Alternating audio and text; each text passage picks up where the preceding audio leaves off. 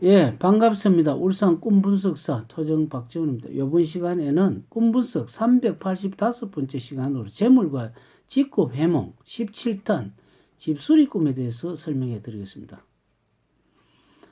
우리는 너무나 상식적이지만 집을 수리한다는 것은 낡은 집을 교체를 하는 경우도 있고, 또 집수리라는 것은 재료를 다르게 바꾸는 것도 있죠. 나무를 쇠로 바꾼다든지 쇠를 스텐으로 바뀐다든지, 안 그러면은 오히려 목재에서 플라스틱 종류를 한다든지, 이런 어떤 자재를 바꾸는 것도 수리에 들어가고, 낡은 것을 교체하는 것도 수리에 들어가고, 또 칠을 하는 것도 집수리에 들어가죠. 낡은 집은 지붕을 전통적인 한옥 같은 경우는 기와집을 색칠을 새로 한다든지, 안 그러면 기와장을 교체를 한다든지, 이런 것도 전부 다 집수리가 들어가죠. 그래서 그 다음에 재건축도 수리보다는 그거는 새로 짓는 거기 때문에 수리하고는 좀 개념이 조금 아닙니다만은, 그러나 그것도 넓게 이야기하면 집수리에 들어가죠. 집수리를 꿈을 하는 것을 보면은 자기가 하는 일이 좀 추진하는 것을 더욱더 조금 색다르게 하는 것을 그 집수리라고 볼 수가 있죠. 자기 하는 일을 낡은 것을 교체한다는 시스템, 방법을 조금 교체를 하고 새로운 시스템, 그러니까 요즘 같으면 더 전산 처리를 잘 해서 어떤 인공지능 시스템 쪽으로 하는 것도 집수리라고 볼 수가 있습니다. 집수리하는 꿈을 꾸면은 자기가 하는 일이 개선이 되고 많이 어떤 교체가 되고 또 새로운 방법을 도입하는 것이라고 볼 수가 있습니다. 그럼 투자는 되지만은 앞으로 하는 방안이 굉장히 전진적으로 되는 것이 집수리입니다.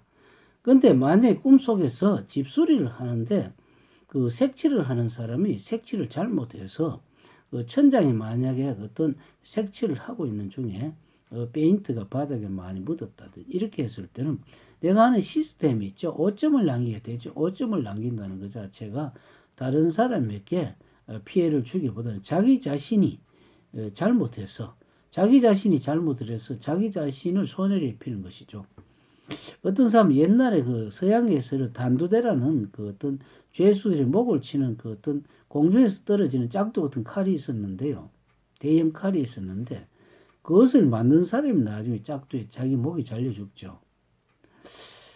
이런 경우도 그 어떤 그 조선시대 그 어떤 처음에 1392년 그 이성계가 나라를 처음에 태조 이성계가 나라를 개국할 때 정도전이 자기가 만든 틀에 자기가 죽는 그런 어떤 그 믿지 못할 그런 일도 있었고, 여러 가지 보면은 그 어떤 그 자기들이 잘 만드는 것이 자기에게 죽는 그런 참 믿지 못할, 그러니까 너무 법이라도 너무 사람들을 못 살게 하는 그런 법들은 자기 자신도 거기에 틀에 갇힐 수 있다는 걸 아셔야 됩니다.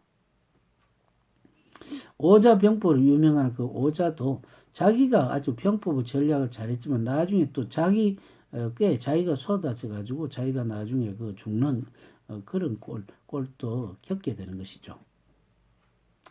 그래서 5분 시간에는 그 집수리라는 것은 단순하게 집을 수리하는 것이 아니고 내가 하는 일이라든지 목적, 방법, 이런 방법을 서로 교체하는 것.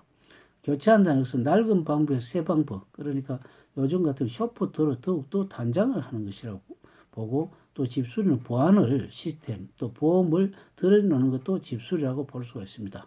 이것을 재물과 연관해 보면은 새로운 투자법이죠. 지금 주식도 안 되고 예를 들어서 부동산도 안 된다, 경매도 잘 안 된다, 이럴 때는 무슨 환율이 아주 왔다 갔다 하기 때문에 환율 장사를 한다든지 이런 것도 자기 하는 시스템 교체가 집수리라고 볼 수 있고, 이 꿈을 정신 분석으로서 나타내는 해석이기 때문에 전문가의 도움을 절대로 필요하다고 볼 수가 있습니다. 왜 그러냐면 우리는 큰 재물은 삐끗하면 큰 재물 날아가죠. 그래서 우리가 그 상담하는 것이 돈이 얼마 안 되는데 아끼지 마시고 전문가를 찾아서 일일이 배우거나 안 그러면 그것을 해몽을 적절하게 하시는 게 좋을 것 같습니다. 다음 시간에 완공특 꿈에 대해서 설명하겠습니다. 감사합니다.